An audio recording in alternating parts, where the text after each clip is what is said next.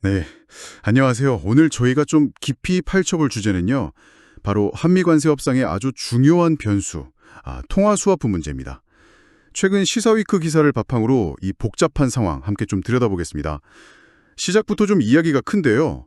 이재명 대통령이 유엔 총회 때문에 미국에 갔잖아요. 거기서 스콧 베센트 미 재무장관을 만났는데 논의된 게 무려 3,500억 달러 규모의 대미 투자 계획입니다. 이게 왜 이렇게 지금 뜨거울까요? 네, 그게 바로 그 어마어마한 규모 때문입니다. 3,500억 달러. 이 돈이 우리 외환 시장에 줄 수 있는 충격, 이게 이제 걱정거리인 거죠.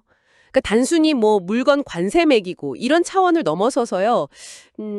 국가 경제 안정성 자체하고 직결된 문제로 커진 겁니다. 판이 완전 달라졌다고 봐야죠. 판이 달라졌다. 그럼 그 위에서 미국이 요구하는 조건들이 있다면서요? 기사를 보니까 일본 사례까지 들면서 좀 구체적인 방식을 원한다던데요? 네, 맞습니다. 미국이 투자처를 딱 지정하면 한국이 45일 안에 현금으로 자금을 조달해야 한다는 거예요. 이익 나누는 방식도 좀 특이한데 처음엔 50대 50인데 원금 다 회수하고 나면 미국이 90%를 가져가는 구조고요. 근데 제일 중요한 요구는 역시 현금 투자입니다. 현금으로 달라는 거죠. 현금으로 3,500억 달러라. 이게 어느 정도인지 사실 감이 잘 안 오는데요? 그게 우리나라 외환 보유액의 70%가 넘는 돈입니다. 70%요? 와, 네, 이렇게 큰 달러 현금이 짧은 기간에 확 빠져나간다고 생각해 보세요. 외환 시장이 뭐 버텨내기 어렵겠죠. 그래서 이재명 대통령도 직접 얘기한 겁니다.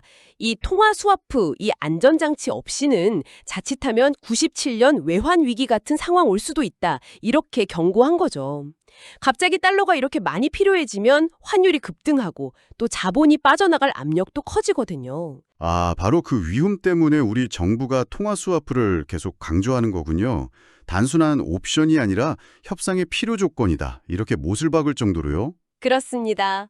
여기서 통화 스와프가 왜 안전 장치인지 잠깐 짚어볼 필요가 있는데요. 이건 뭐냐면 중앙은행끼리 약속하는 거예요. 미리 정한 환율로 필요할 때 상대방 돈을 빌려주는 거죠.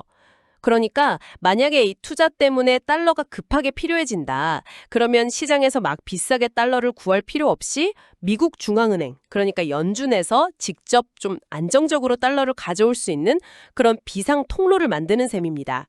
일종의 보험 같은 거네요. 외환 시장의 불안을 막는. 네, 그렇죠. 일종의 보험이죠. 이 대통령이 베센트 장관 만나서 한국은 일본이랑 다르다. 경제 규모나 외환 시장이 다르다. 이렇게 설명한 것도 결국 이런 안전장치 없이는 그 요구를 받기 어렵다. 이 점을 강조한 거겠네요. 네, 그런 맥락입니다. 하지만 통화 스와프 문제가 풀린다고 다 끝나는 건 아니에요. 이게 또 복잡한 게 설령 이 문제가 해결된다 해도요. 이 엄청난 투자를 실제로 집행하려면 국내에서 해결해야 할 문제들이 또 있습니다.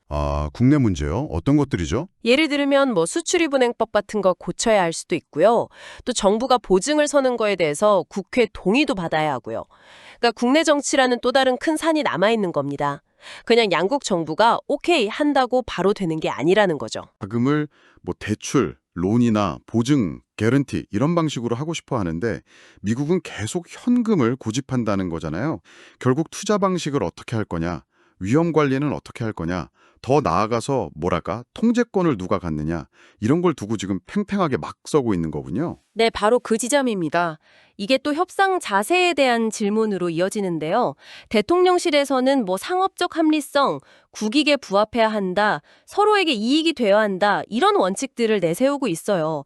그러면서 시간에 쫓겨서 원칙을 버리지는 않겠다, 이런 입장을 분명히 하고 있습니다. 뭐 서두르지 않겠다는 거죠. 쉽게 타결될 사안은 아니다 이런 거군요. 그렇죠.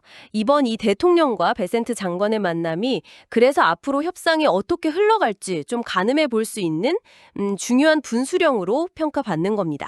자, 이 복잡한 이야기들 청취자 여러분께는 이게 어떤 의미일까요? 이번 협상이 단순히 미국이랑 물건 사고 파는 조건을 정하는 걸 넘어서서요. 우리 경제의 어떤 기초 체적이라고 할 수 있는 금융 안정성과 직결된 문제고요. 또 한미 경제 관계의 미래를 좀 결정지을 수도 있는 그런 아주 중요한 논의라는 점입니다. 네, 핵심은 그거죠. 엄청난 투자 기회라는 아주 달콤한 과실이 눈앞에 있는데 이게 자칫하면 국가 경제를 위기로 몰아넣을 수도 있는 심각한 금융 리스크를 동반한다는 거예요. 이 사이에서 정말 아슬아슬하게 균형을 잡아야 하는 거죠. 그러기 위해서 통화수합 같은 복잡한 금융 안전판도 필요하고 또 국내법 개정이라는 정치적인 숙제까지 풀어야 하는 정말 여러 겹의 고차방정식인 셈입니다. 마지막으로 이런 질문을 한번 던져보고 싶습니다. 앞으로 협상이 계속될 텐데요.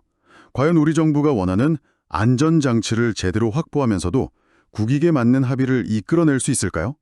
그리고 그 과정에서 아까 말씀하신 국회 동의 같은 국내 정치적인 합의 과정, 이 변수는 또 어떻게 작용하게 될까요?